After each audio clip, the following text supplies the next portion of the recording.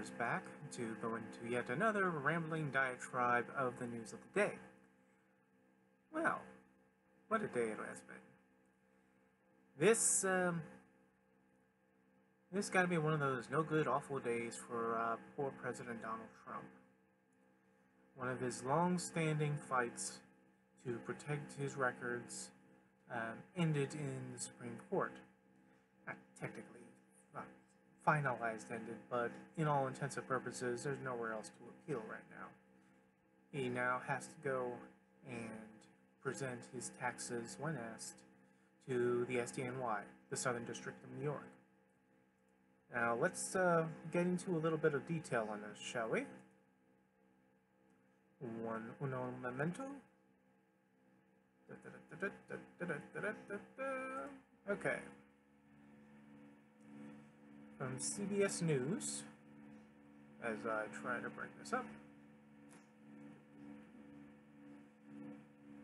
Being awful slow for some reason. There it is. The Supreme Court on Thursday ruled that a Manhattan chief prosecutor can obtain troves of President Trump's business records and tax returns, a monumentous defeat for the president in an effort to shield his personal financial information from state investigators. The High Court ruled 7-2 in favor of the Manhattan District Attorney Cyrus Vance, who was conducting a criminal investigation into the president's business dealings and hush money payments made to two women who allegedly had affairs with the president years before he was elected. Justice Neil Gorsuch and Brett Kavanaugh, appointed to the High Court by Mr. Trump, joined the majority, while Justice Clarence Thomas and Samuel Alito dissented. The justices sent a dispute back to the lower courts for further proceedings. Quote, 200 years ago, a great jurist of our court established that no citizen, not even the president, is categorically above the common duty to produce evidence when called upon in a criminal proceedings, unquote. Chief Justice John Roberts wrote for the majority. We reaffirm, that principle today that holds that the president is neither absolutely immune from state criminal subpoenas seeking his private papers, nor entitled to a heightened standard of need.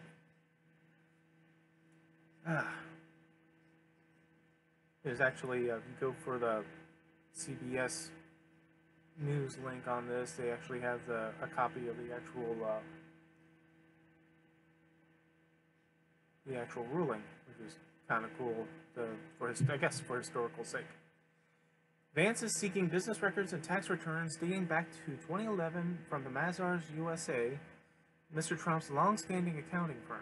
But the president and his attorneys have rebuffed Vance's efforts to obtain his financial information, arguing the president has absolute immunity from state criminal proceedings while in office. The High Court, however, rejected Mr. Trump's assertion of absolute immunity from state criminal subpoenas. In a statement after the ruling, Vance hailed the decision as a tremendous victory for our nation's system of justice and his founding principles that no one, not even the president, is above the law. Our investigation, which was delayed for almost a year by this lawsuit, will resume, guided as always by the grand jury's solemn obligation to follow the law and the facts, wherever they may lead, the district attorney said. Jay Sekulow, the president's personal attorney, said in a statement, the legal team will now proceed to raise additional constitutional legal issues in the lower court. The White House said in a statement that with its rulings, the High Court protected the president's financial records from intrusive subpoenas from a partisan district attorney. What? Okay, whatever. Candyland reality that doesn't exist in our reality. Whatever. As the court determined, the New York District Attorney has not yet established his ability to secure access to these records, the White House said. Instead, further proceedings are required in the lower court in which the president can raise additional arguments, including constitutional protections against the frivolous and politically motivated subpoenas. See, this is the thing where you always look on the bright side of life. They went to the highest court in the land and they got rebuffed. There is nowhere going up higher. It's only lower. And the High Court just said that, yeah, the SDNY can look at your records. Okay, try to put a happy face on that. Mr. Trump has gone to great lengths to shield his business records and tax returns from public view, mounting legal challenges to subpoenas issued by Vance and a trio of Democrat-led congressional committees for his personal information. While the president vowed during the 2016 presidential campaign to release his tax returns once an IRS audit was complete, he has not done so, raising questions from his political opponents as to whether the records would shed light on his vast business dealings. While the Supreme Court's ruling paved the way for Mazars to turn over the records sought by the Manhattan District Attorney, it is unlikely that the information will become public in the near future due to the rules regarding secrecy and the grand jury proceedings. Fine. The president has suffered numerous defeats in federal court in his efforts to block the subpoenas issued by Vance as part of the investigation. In November, the Second U.S. Circuit Court of Appeals, ruled Mr. Trump's claim of immunity, quote, do not bar the enforcement of state grand jury subpoenas directing a third party to produce non-privileged material, even when the subject matter is under investigation pertains to the president, unquote. What that kind of means is that the information being sought is not being sought directly to the president. The information being sought is being sought to, like, the accountants, and the banks, all these third-party middlemen and institutions, rather, that has the information. So it kind of, like, bypasses. So his absolute immunity, yeah, you can't get anything directly from him, but, you know, the records that are also there pertaining to what they're looking for is being held elsewhere. So they can actually go, according to this, go elsewhere and pick them up now without them being hamstrung. The justices heard the arguments in the case remotely by telephone in May, as the coronavirus pandemic forced the court to adjust the way it's conducted its businesses. In addition to weighing the constitutionality of the subpoenas for Vance, the High Court also considered the subpoenas for the House Democrats for several years of Mr. Trump's financial records. In that legal battle, the Supreme Court sent a case back to the lower court, further ensuring the president's financial records will not be made public before November election. All right. I won the Mueller witch hunt and others, and now I have to keep fighting in a politically corrupt New York. Not fair to the presidency or administration, Mr. Trump tweeted. The cases pitting Mr. Trump against the congressional and state investigators were a test of the Supreme Court's new conservative majority, which has come under scrutiny from opponents who question whether they will exert independence from the president. Mr. Trump tapped two justices to the High Court, Gorsuch and Kavanaugh, shifting the High Court rightward. Yep. So yeah, that happened to Trump today. It's very sad. Now, also what happened today is that they also ruled upon the House subpoena for Trump's records and unanimously rejected it. And I understand why. See, and I kind of go along with it and accept it a bit, because it would be construed as a political hit if not only this thing that happened that the SDNY has just caused in seeing these records. The House subpoena is really directly more of a political, political point. And if they got it, then Trump would have every right to whine, which he's already doing. But he would have every right that the court is like totally against him. They're giving it to the Democrats. Not fair. Not fair. No, it's okay. All right, it's okay that the House doesn't get it. And but even in that unanimous decision of the House not getting it, they kicked it to the lower court, similar to this being kicked to the lower court. The difference is that the Supreme Court said on the first part that they won't protect they don't see the absolute immunity in something that's involved about the state court in terms of the president. The absolute immunity thing does not exist. It's not in the Constitution and none of that stuff. In fact, a reminder over and over again, because they keep saying it over and over again, that the president can't be indicted while being a sitting president for a criminal matter. Uh, uh, well, not indicted, but at least you show up, like in terms of when Clinton showed up and for his deposition, which led to his impeachment, and when Nixon was going to show up, was compelled to show up with the information of his tapes, and he resigned. It is not in the Constitution, yet again, that a president cannot be indicted while in office for a criminal matter. That is an internal Department of Justice memo. That's not a law. That's not set in stone. That was not written on a parchment with a quill. That was something, a stop measure around the time of the Nixon administration on up, trying to say that a president can't be indicted for a criminal matter. But it's stuck around, and people still seem to go by it. I guess it depends on who's running the DOJ at the time now, doesn't it? Alright, now, but onto the House side, where even the liberal justices sided with everyone else, saying that the House was not going to get this. As I said, it's kicked back down to lower court so they can relitigate it and refight it there. The Trump administration and his legal team is trying to put on a happy face about it, that, you know, that means they can put more additional information and more outrage and more objection and this and that towards that. And the House can continue what it's doing in trying to gain these records. Some of the things I heard about this is that one of the worries that the courts had upon this particular subpoena, that it was too wide scoped. You know, it's like a net that you threw behind a boat where you're considering fishing and you're just trying to drag up anything you possibly could. The court worries about, you know, that being one of those things that may be beyond your means. If you're going to be going after, let's say, a president or any citizen for that matter, and your subpoena for information is wide, you better explain each one of these instances why you need so many or so large of a field of investigation.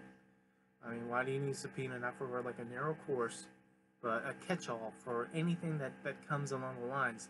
I mean, as someone who's politically biased, I admit that. Someone who dislikes Trump, I admit that. That is not necessarily a good thing, and that's not going to set a good precedent if the courts agreed upon that. I agree with them that if the House is going to subpoena the records for the president, they got to have a narrow scope. They need to go, we want to subpoena this institution for these records because A, B, and C.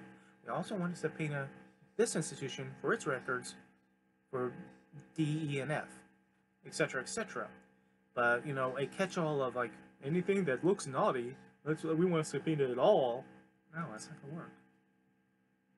And it would be too much of an on-the-nose political maneuver. And, you know, frankly, in terms of who's getting the better hand in this, the courts agreeing with the SDNY to get the records, or the House not getting its subpoena and having to refight this in the lower court, I am happy that the SDNY has this. And as it says in the article that I just read to you, we citizens are probably not going to see this for a good long while, even if ever. But the grand jury will, when the time comes. And seriously, some things we don't necessarily need to see, as long as someone else sees it, that we can trust the judgments of. Excuse me.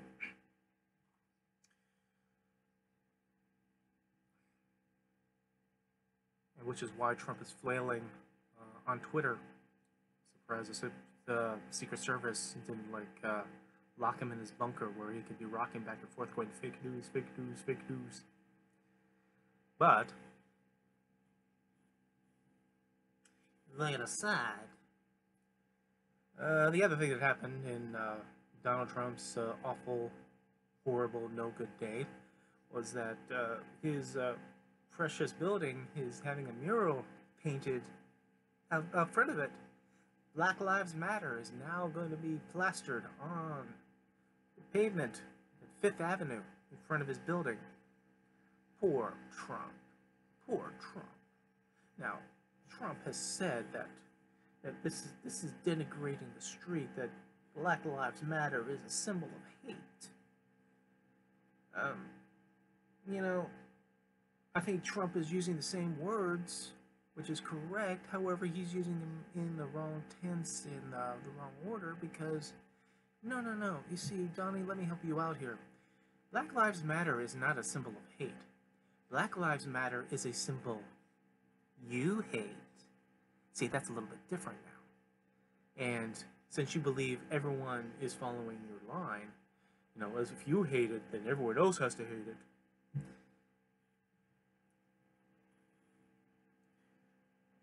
But Mr. Trump has gone through a number of things in the past few months. A number of misfires that is going to be remembered in November. Remember, the 3rd of November. So go out and vote. The thing is that his coronavirus response, going back to February, there's a timeline of this, of all his statements that will be promoted over and over and over again by the Lincoln Project, by the Biden campaign, by other independent groups of Republicans, by people, by critics, people like me. His response to George Floyd first started to be tepid, and then became less about George Floyd and how the manner of he died, and more about the protesters and how they're domestic terrorists. So we could tear gas them, shield bash them, batter them away from Lafayette Park, so he could do a little ego power walk, which he apparently didn't tell Esper and the general that he was putting in charge that they're going to take this little ego walk, which embarrassed the shit out of them, so he can stand in front of that church with an upside down Bible. And once again, people look at the bright side of life as how brave he was. How brave he was to stand there. I mean, what's the narrative that he walked out and the crowd backed off as he was power walking his way, or power waddle his way, to Lafayette Park? Oh no, avert your eyes, it's the president! Oh! I digress. Now, again, you temper all this with the knowledge is that this is a loss for Trump, but it's not an instant loss. I mean, no one is going to be seeing tax returns in the next day, or maybe even the next month or next couple months. But that fight is over. It's eventually going to happen. And now, his press secretary came out and issued the tirade line that, oh, you sure he was going to show his tax returns once his audit was up? It was years in 2016 that he was under audit, apparently. It's now nearly 4 years now, according to my skin-colored watch, that he's still under audit. This is a bogus argument anyway, because people under an audit can show their taxes. This is bullshit. The more that they put so much flack upon the tax returns, the more people will want to see them. Now, for the simple logic of, if there was nothing in there, why are you hiding it? Why are you fighting so much to get this, keep this information to yourself?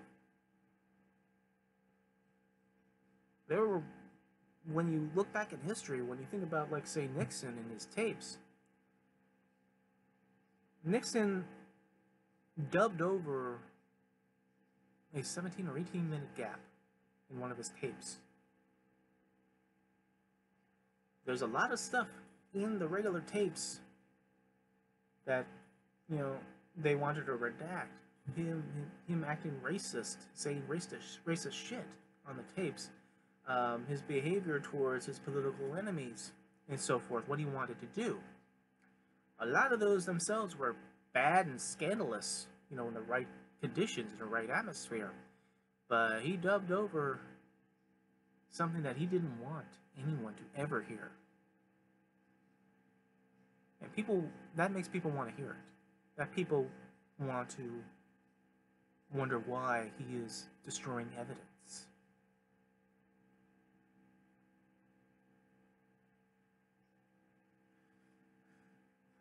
A lot of what ifs comes out of this whole situation. I mean, his sons years ago said in an interview how much of their money is tied up with Russia. Before there was a Russian scandal, before, you know, anyone thought that there was Russians involved in manipulating the election, that they said in an interview years earlier is that they had so much money tied in with the Russians. I mean, going back to that pageant that they had in Russia, they seem to have blah blah blah blah. It seems that they did a lot more business internationally than they do domestically. You hear articles on how so many American banks were not doing business with him, so he had to do his business elsewhere.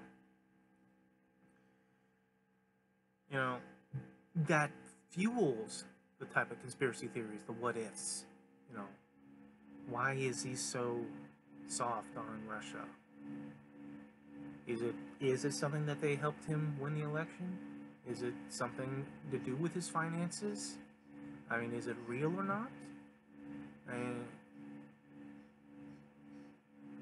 one thing that Barr said that everyone got uptight with a few months ago, and I agree with their uptightness about it, about the history being written by the winners. He said that, you know, offhand and jokingly about it. And you think about that, and yeah, obviously that's true. Because even if you just take the history of this particular presidential administration, where you had these investigations start and suppressed. Like the investigations that were in the House, well, they were lip service. First couple of years of his tenure, he had both House and the Senate. So whatever the Democrats were wanting to do or wanting to investigate, that all got suppressed. That all never saw the light of day. There was people testifying. They were not testifying under oath, and they were not really cross-examined.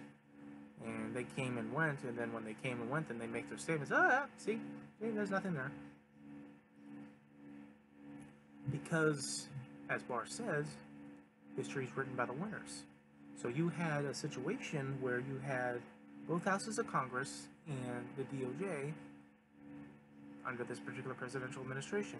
You saw systematically over the years the removal, the retiring, the ousting of officials that were not totally Trump-centric.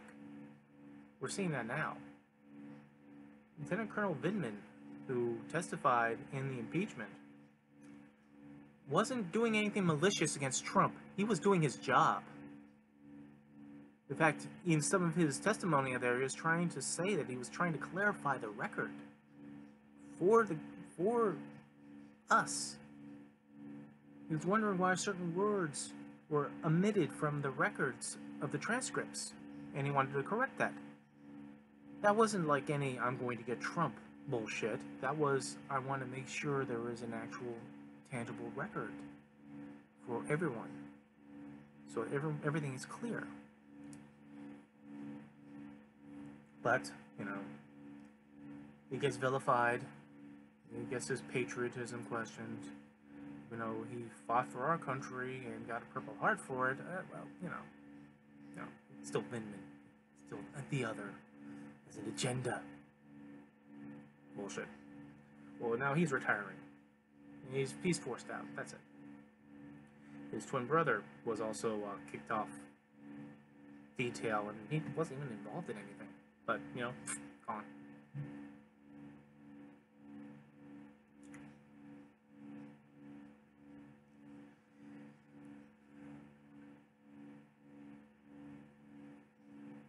The Trump administration wants us resistors, us critics, they want us to have a short-term memory. They want us to forget all these outrages and scandals, all the things that prove that he's always been an unqualified and disqualified person to sit in the White House. When you have somebody who lies so easily, it's like breathing, that he can't admit to anything but doubles down on everything, even when it is proven to be false, to the point where, since he can't admit that it's wrong, that it's false, he just moves on to another topic. I'm not even talking about that anymore. No one cares. No one knows to talk about it anymore. He does that. They want us to not remember this. It wants us not remember the apparent on-camera favoritism towards the Russians. Regardless you believe or disbelieve in the Russian hoax or any of that nonsense that people bring up whenever anything involving Russia, then it's like, oh, it's part of the Russian hoax. That's another scandal. Wave your hands away on that. Or when there's going after an immigration, where he was going to go after them bad hombres first, go after them MS-13s and all those violent drug pushers and all these other people. And the first people that they do grab are just people who overstay their visas. People who show up at the immigration office regularly to keep themselves registered while they're still here. They grab them. Those mommies and daddies, those housekeepers, those hard-working people who are not drug dealers, who are not violent, who never committed a violent crime. And then you go from that to wanting to build that Lego wall, that placebo of just to make yourself feel better. It's funny how after so many years, so many whinings,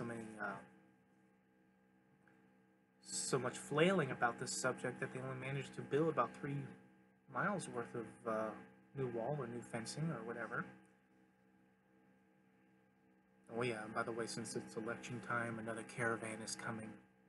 So, hide the children, scared people. Another magic bus is coming.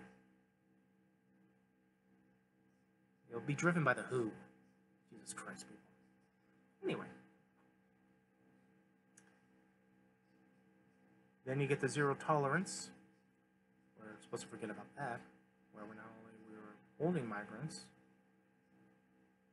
we narrow the scope of how people can go to the border, go to the actual doors, and present themselves.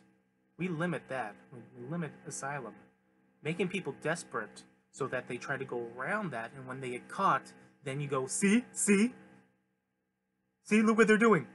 This is why we need a wall. You did that yourself. Sons of bitches. Then you separate the children from the parents.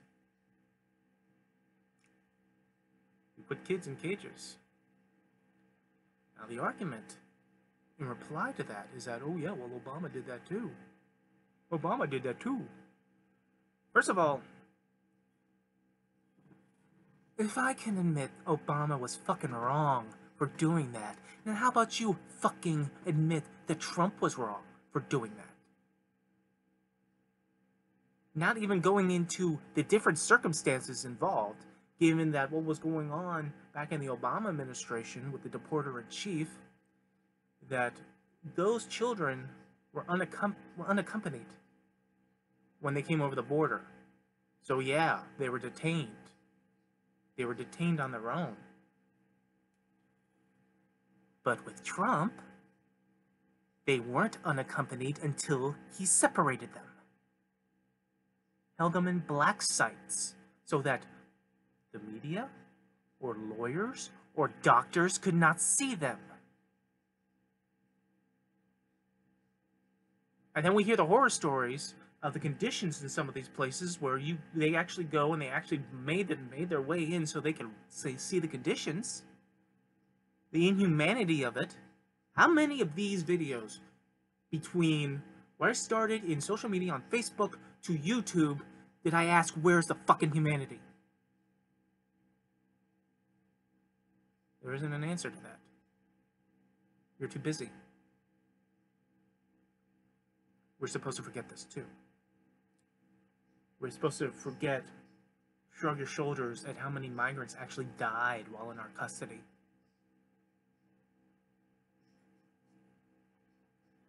We're supposed to shrug at finding out that the Trump administration, nice.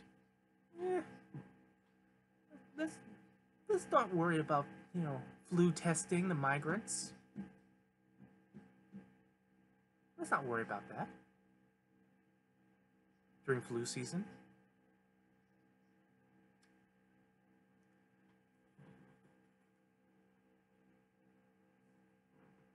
Let's not worry about that. Good Christians. Let's not worry about that. There are good Christians that actually went down there to protest.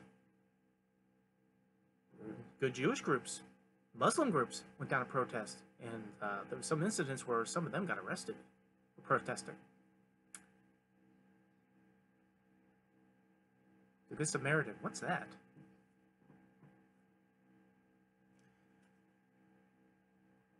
But we're supposed to forget this.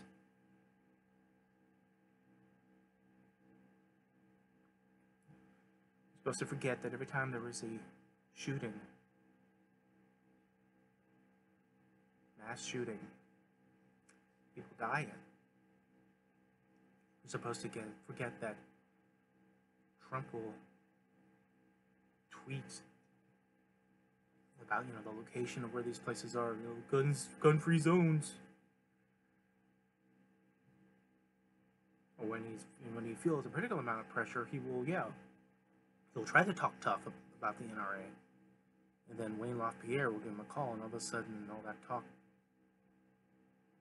talk just disappears. And, when the shooter is white, it's always a mental illness. That's amazing.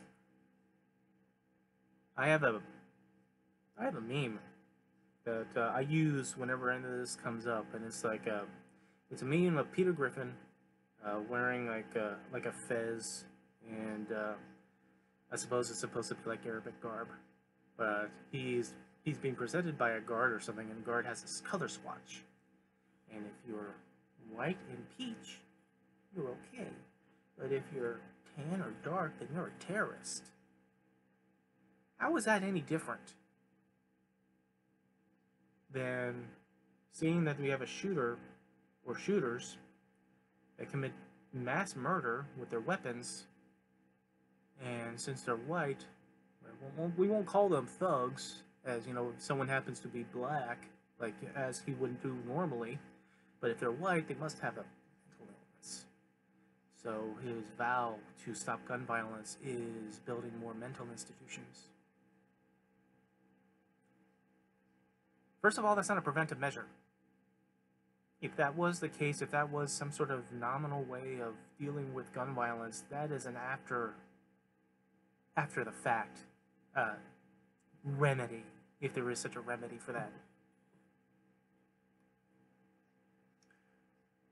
whenever Trump flails, let's say about the Supreme Court, like if the ruling doesn't go his way, or fear monger about the Democrats if they win something, and in the tweets where he's flailing, he'll add, "Oh, they'll also go after your Second Amendment. Your Second Amendment will be gone. Poof." We're not even the issue he's talking about has nothing to do with the Second Amendment, has nothing to do with guns, but he decided to mention it because it's a trigger. It's a thing that makes you hit the button. Hit the button. Oh, they're going after your Second Amendment. Hit the button. Hit the button. That's what he thinks of you, supporters. That's what he thinks of you. That is not me mocking you. That is him assuming you are that simple that he's just going to say a phrase that makes you hit the fucking button. But we're supposed to forget about that. We're supposed to forget about a lot of things. One of the things I noticed when he first became president is that, it was always something where what he said now matters. Until tomorrow. And whatever he said that mattered now is now yesterday. And that no longer matters. Don't even pay attention to it. Don't even reference it. This is what I'm saying now. And this is what matters. We're supposed to forget about that too.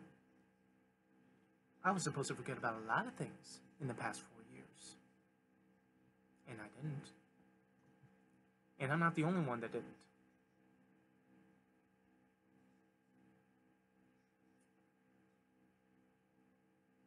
Today has been a no good, awful, horrible day for Donald Trump. Is it cataclysmic? Is it earth-shattering? Is it, the thing that turns the tide? No. No. He's still president of the United States. He's still going to be president of the United States up until the point of the election, and even after the election, even if he loses, he's still going to be president of the United States until January. Now, there are people, some prominent people, if you think entertainment's prominent, but there's some people who have a worry that if he does lose the election, that he's just not going to leave office. That he's going to do whatever he can to stay in office. Say the election is invalid, it was fixed, the fix was in, the Chinese were helping. Anything, Ukrainians, anything. To try to keep himself there. Because we tend to think that his ego cannot handle such a loss.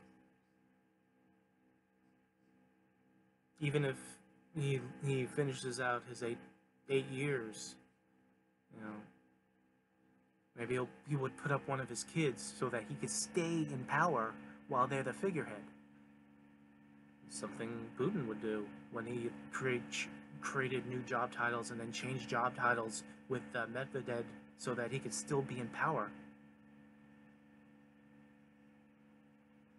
But people worry that he's not gonna leave.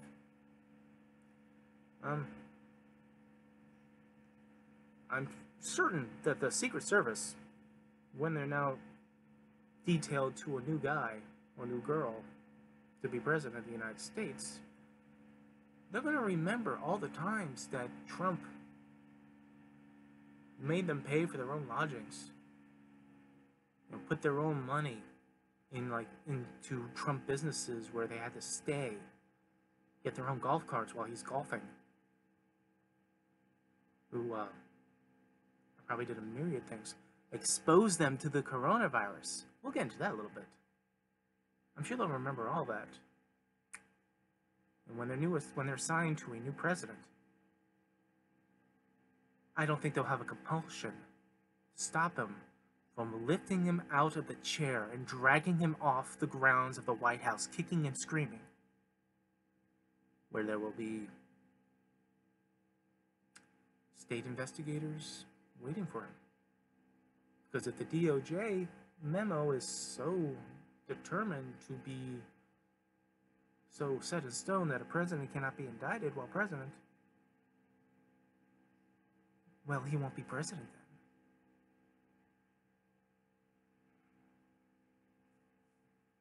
He just won't be able to disappear into that good night. So his thumbs will rage against the dying of the light on his phone while he tweets, "Unfair! No fair!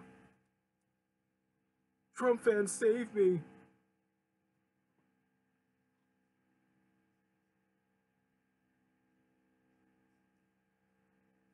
We are at July 9th. August, September, October, November. We're down to here. We're down to 4 months. I was at one of these firesides that Vin and Sori does for their YouTube. It's a gathering where all the people who support them on their reaction channel, support them on the Middle America group that I'm a member of.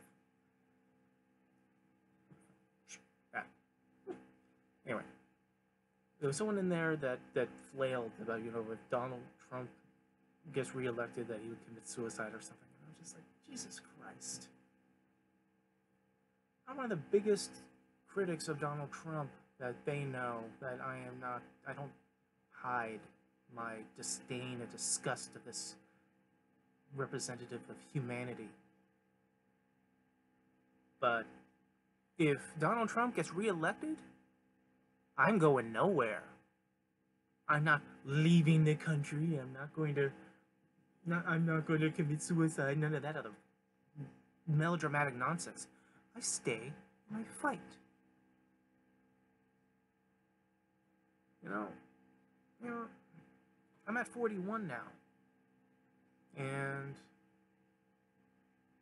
I was a young adult during the time of Bush, and I remember going into the election of that second term and seeing that Bush won.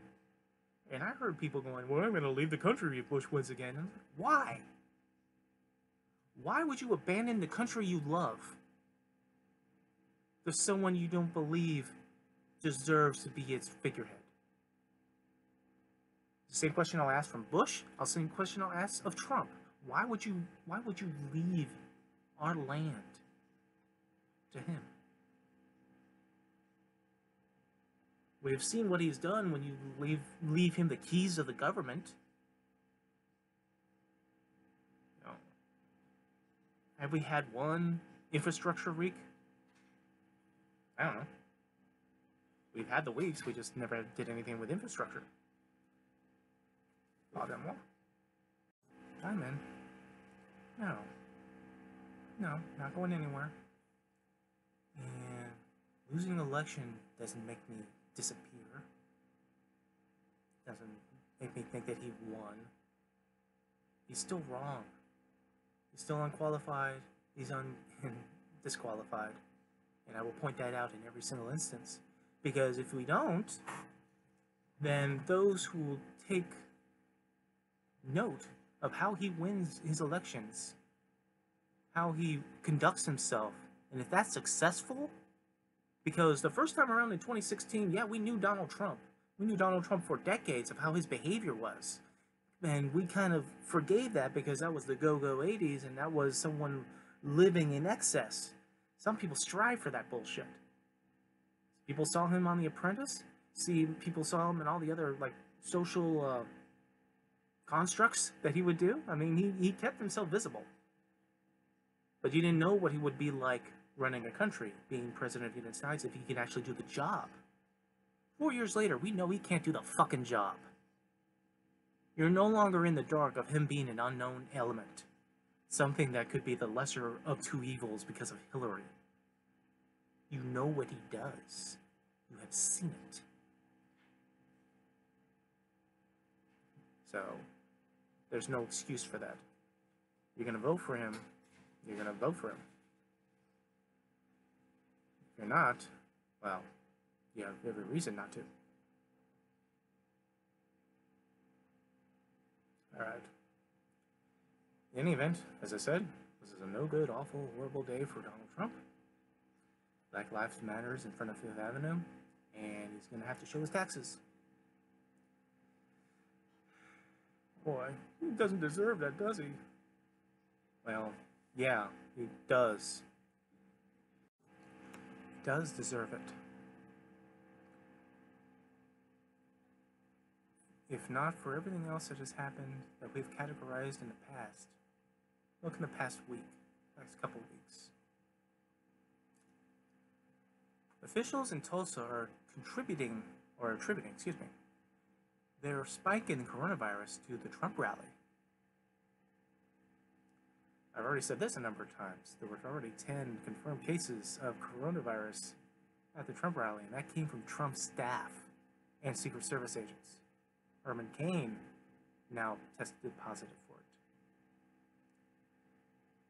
We're going to have to probably wait a week to see how many people at Mount Rushmore who was not social distancing, who was not wearing masks, who was among the Trump staffers, to see how many of them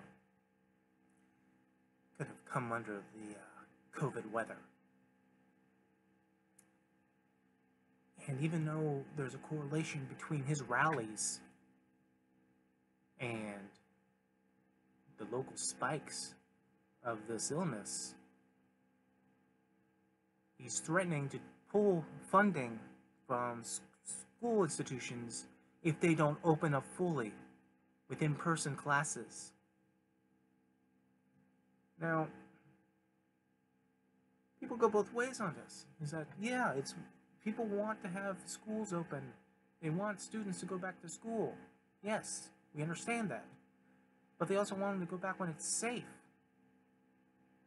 And to force the issue, to make it a combative issue, that does not help anybody.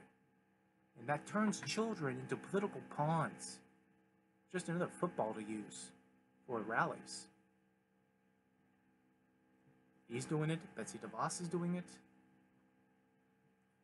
They're thinking about pulling federal funding from schools if they don't open up.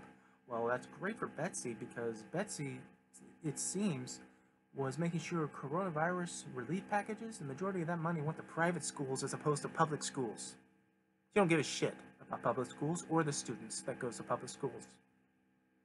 She never did. We have documented that.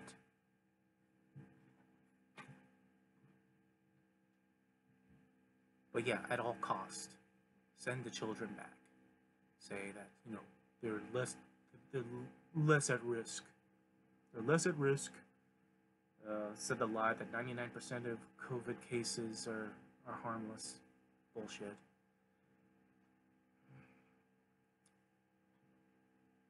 And even if it's the case that children who contract this are not necessarily harmed by it, that they may be symptomatic, or maybe because their systems are so young and so vital that they can ride out the symptoms, that they're less likely to die from this. Those children are not living in a vacuum.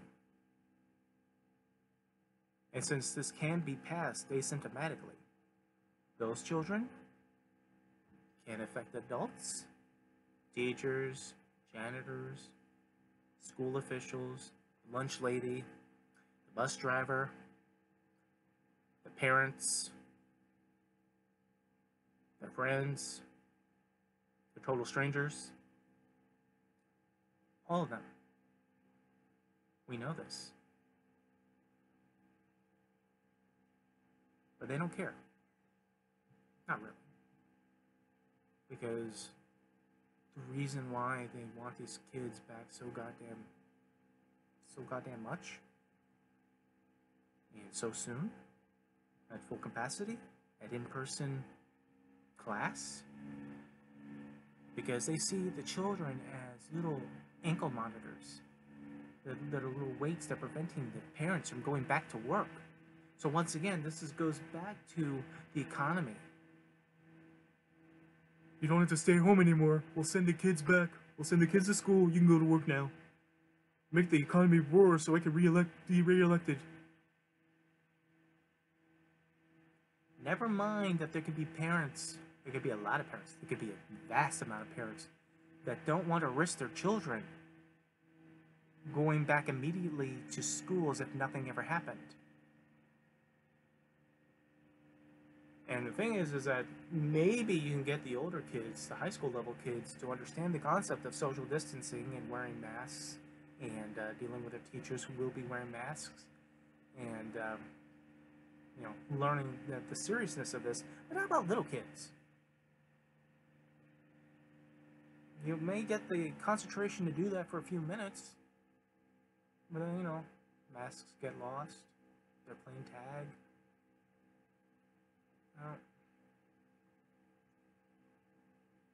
The worry is valid, and they don't care. They don't care. Send them back to school so the parents can go back to work. Make that economy roar. They're touting the last job numbers that went by. They're touting, oh great, we recovered 11 million jobs, or was it? They knocked it down to 11% unemployment. Excuse me. They're going to tout this as a victory. Here's the thing about that. Numbers like that are expected because, yeah, things do open up and people go back to work. Though the correlation of these places that reopen, rip-roaring, and then get spikes in coronavirus, let's try not to connect the dots to that and still say we're doing such a good job and the recovery is so great and we're reopening so great. But it's expected that there are plenty of jobs out there that are there. They close down, and they reopen, and they go right back in. But still, that's 11% unemployment. That is not.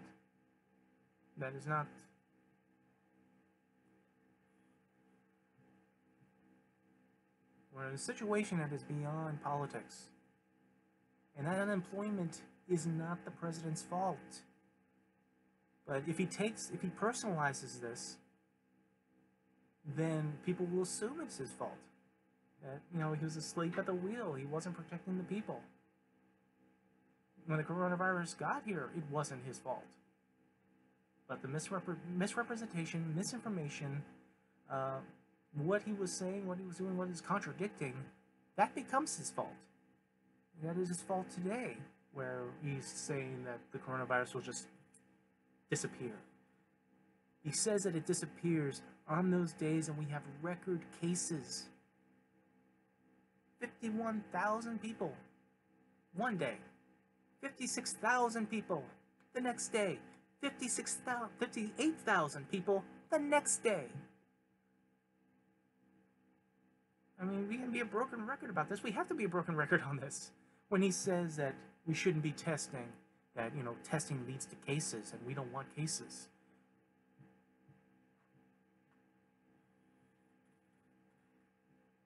It's like he's a 73-year-old, 12-year-old trying to grasp something that is beyond his means.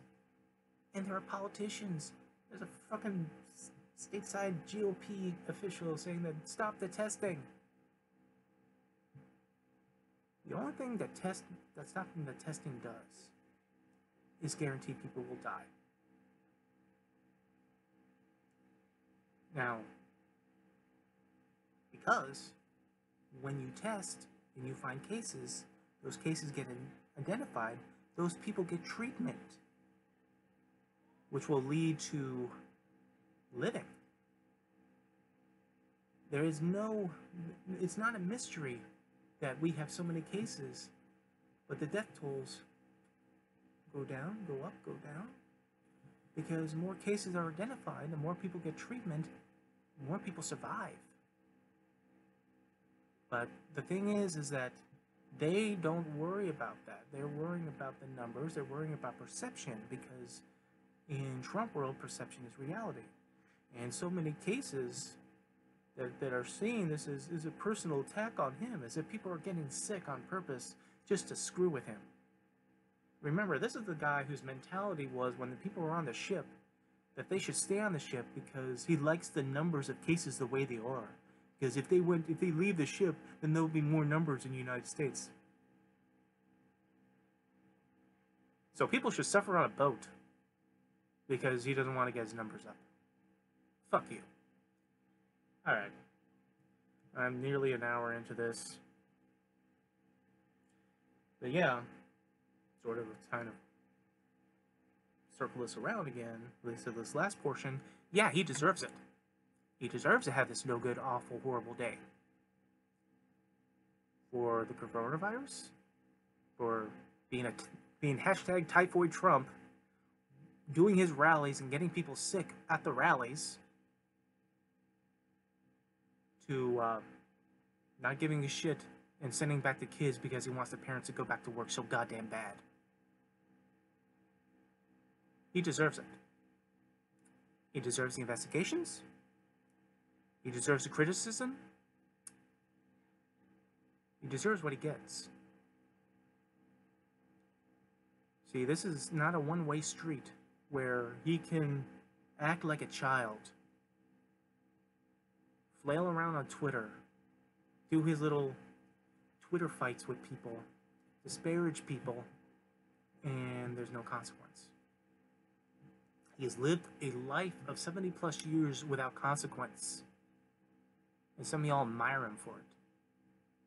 Admire him for behaviors that you wouldn't allow your children to have. Or maybe you would. Given so many people out there, so many Karens, who are throwing shit fits because of masks, throwing shit fits because there happens to be a black person in their neighborhood that they don't recognize, that people are acting like fools on camera, that we would be ashamed if our children acted that way when they're 10. We're going to have a discussion upon this phenomena of where behavior, especially in adults, blinds them of what will happen in consequence. Like, they don't live in a world of consequence. You know, someone could throw a fit at an old lady because she dares says wear a mask and threatens her and menaces her while saying that he's the one being menaced, and he loses his job. Shocking. That's shocking. He acted like an asshole.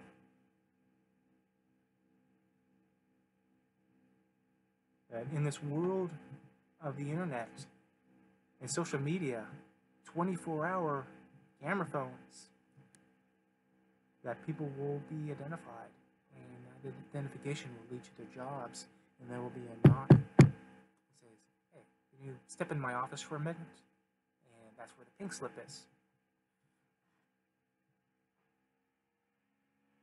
Where do they think this behavior came from?